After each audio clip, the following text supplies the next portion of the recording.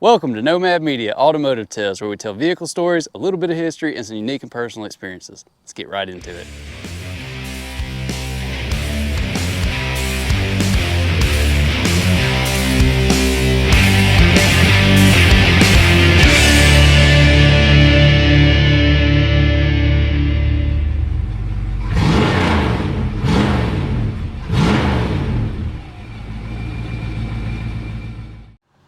All right, guys, today we have Brian Whitlow here. He's going to talk to us about his 1977 C-10 Scottsdale LS, special edition, you know. Man, thanks for taking the time to talk to me. This truck is just cool. Like, dude, you don't see it every day with the wheels. Like, I'm going to call these big wheels. You might not, but these are big wheels in my book, and it's definitely a custom ride. What can you tell us about it, man? Well, I got this truck because I drove one to high school. Got stupid as a young kid, sold it.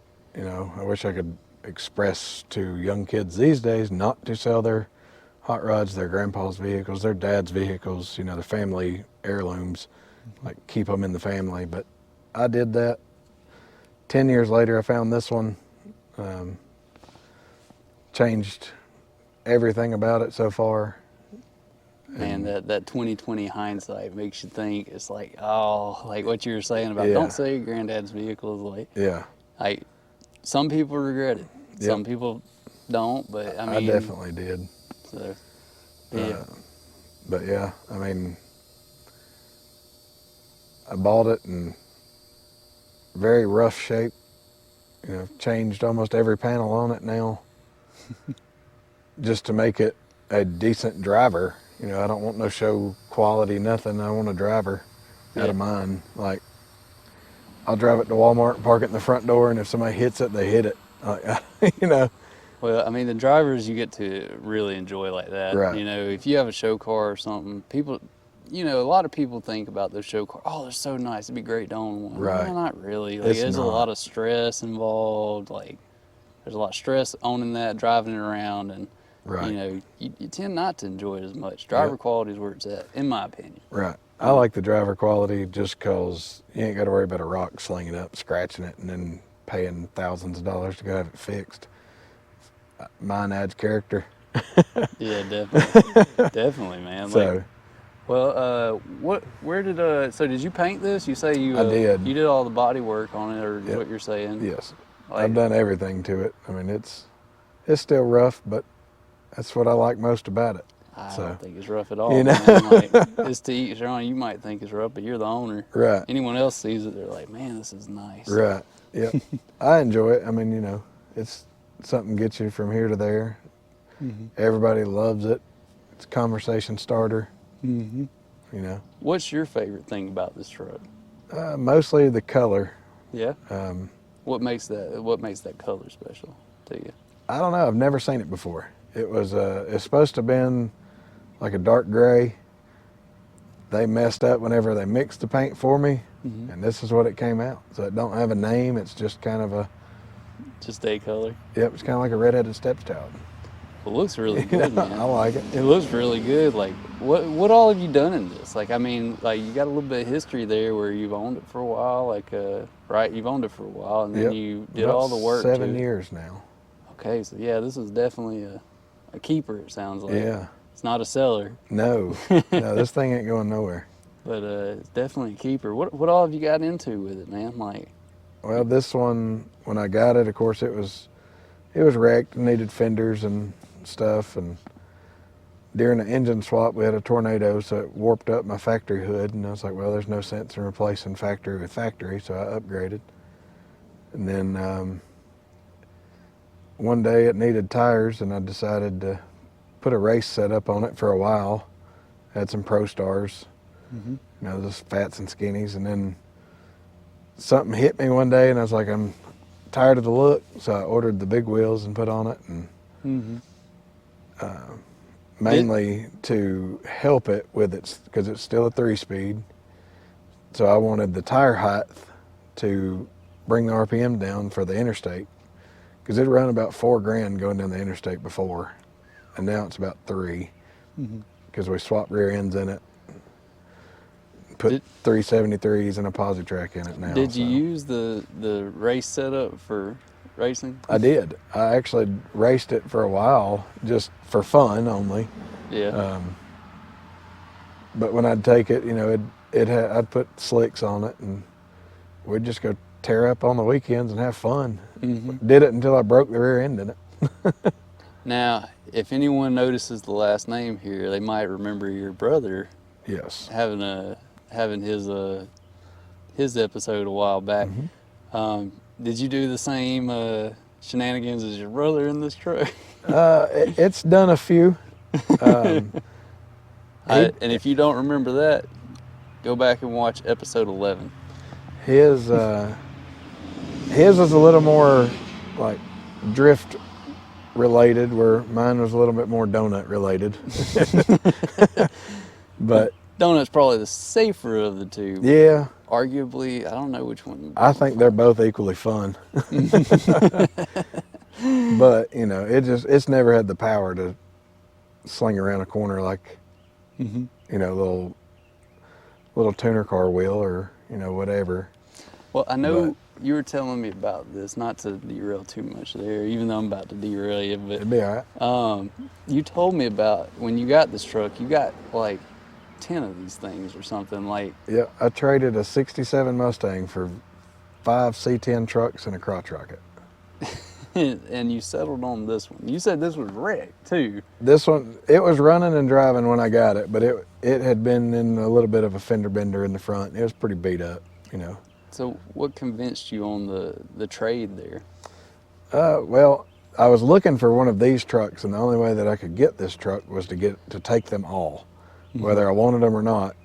So I figured I could just sell them, make some money off the ones I didn't want, keep the one I wanted. Turned out pretty good for you? Oh yeah, turned out really well. Way better than expected. That's awesome, dude. So. That's awesome. And I bet you took some of that way better than expected. Oh yeah. And put it right back into the truck. Exactly. Didn't you? And everything I took off of it, I sold. Like even the wrecked fenders and stuff, I sold those to a local farmer, and he put them on his. He said they're better than what he had, so they fixed his truck. So I made it better and his better, so it was a win-win. That's perfect. Now, I mentioned here, this is a special edition Scottsdale. So tell us about what's under the hood here. It is a 5.3. It's got the 241 heads. It's got flat top pistons. It's girdled. It's studded from top to bottom. It's aftermarket rods. Only thing in it factory is the crank and the block. But this is LS though, right? It is an LS. So just for everybody out there, LS swap the world. Like, True. that's what he's saying. He's just being very modest about it, but he's definitely an LS boy over here. Yeah. He doesn't know anything about the blah, blah, blah, blah, blah, but, we'll give him that one. LS is still very... Right. And I did it for fuel injection, drivability, more power, easier power. I mean... How often do you drive the truck? Probably 3 or 4 times a week. Nice. Would you consider this kind of like a second daily? Oh yeah. Dude, that's I'll drive awesome. this thing anywhere. Yeah?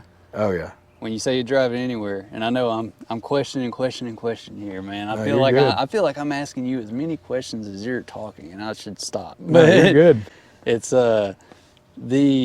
when you say you would drive this thing anywhere, where all have you taken it to?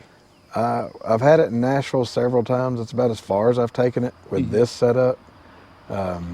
I drive it to Fayetteville every year for a couple of local shows up there. But I mean, we'll jump in it and go on the interstate and go wherever it'll take me. I plan on driving it down to Gatlinburg coming up soon for some of their shows. Emerald Coast it's going to go to. We're going to drive it there. So. Okay, so you got some big plans here. Oh yeah. Any of those particular you planned out yet? Like not yet. Kind of just whenever I get a wild hair and just go. It's kind of how I go with it, Hey, nothing better than that. Yep. Now, I have one more thing that I'm going to pull out of you here because I want you to tell it. All right. But you told me about a story when you just bought this thing, or when you just got it. You and your friends taking it on a ride. Yep. I got this truck home. It's probably 7, 8 o'clock at night, and we were leaving at 6 the following morning, and we did a cruise. It was about 150 to 200 miles. Knew nothing about the thing. It was pouring down rain. Wipers didn't work. You know, we rain-X'd the windows and just took off, you know. And like, I figure worst case, we'd pay a tow bill and get it back home. But it made it, averaged about 18, 19 miles a gallon that day. Wouldn't barely do 90 mile an hour. It just had no power. When you were thinking that day, if you were thinking, what was going through your mind? Nothing but sheer fun. It was like, it's probably still one of the greatest days I've ever had. See, and that's what makes all these old cars and just any car in general really just awesome. Like, Yeah. I mean, you can just go out and just have fun with it. Right. You know, now, Yep. I keep thinking of more and more you've told me already about this. You got to tell about the engine, man. You got to tell about your engine story here. Well, when I Not first... the LS. Just Yeah. make that clear, not the LS. When I first got it, it was 305, turbo 350. Transmission slipped a little. The 305, it wouldn't get out of its own way. Puked oil, like you could pour it on the ground and go in the motor faster.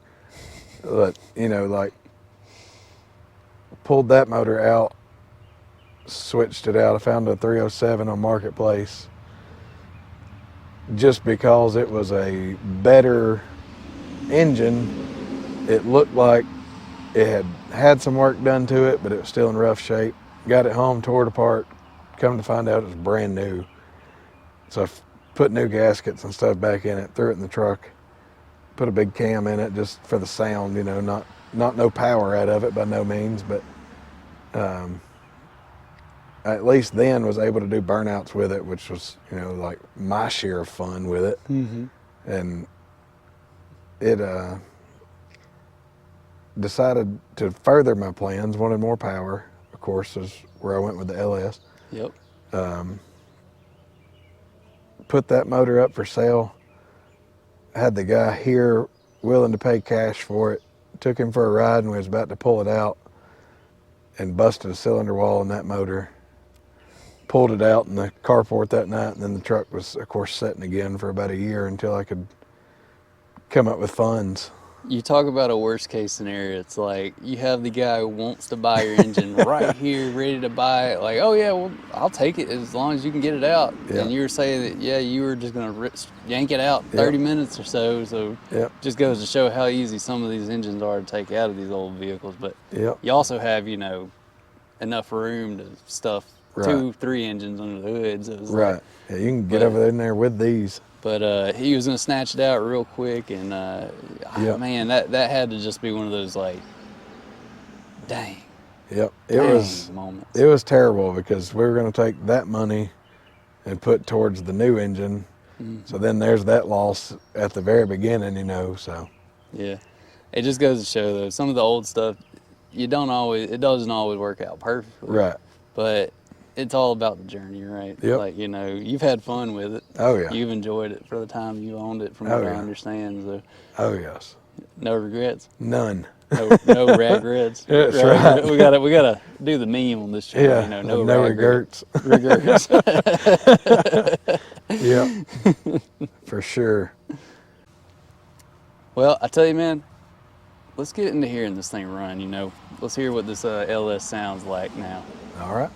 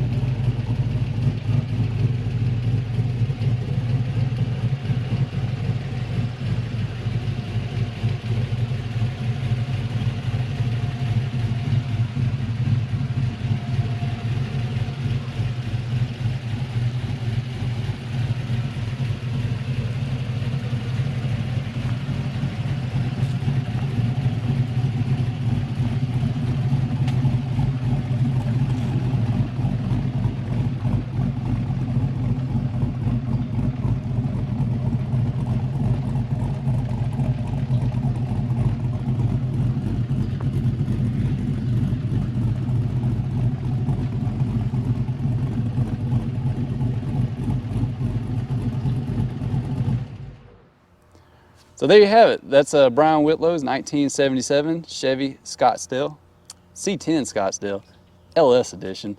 Man, dude, this is an awesome truck. Like, I know personally a bunch of people that love these trucks, and I don't get to see these step sides all that often, to tell you the truth. And something you didn't mention earlier that I did, that fender light right there, that's a custom piece. And I looked into your fender and saw those cables or the wires coming to it to figure out if it was a blinker or a rear light or if it's just a reflector. That's a pretty cool touch, in my opinion. Yeah. But dude, thanks for having me over here to talk about your truck nonetheless. Is there anything you'd like to say to anyone that might be watching? Maybe your brother. Like, all I got is just drive your stuff. Like, don't let them sit. Don't sell them. hey, that's a good thing, man. Like, definitely, and I totally agree with it. Yep. So, all in agreement. I think that's I don't know what episode this is, but you know, up to now, everybody's in agreement. But dude, thanks for having me out here. I greatly appreciate it. You know, and with that, we'll see you in the next one. Have a good one.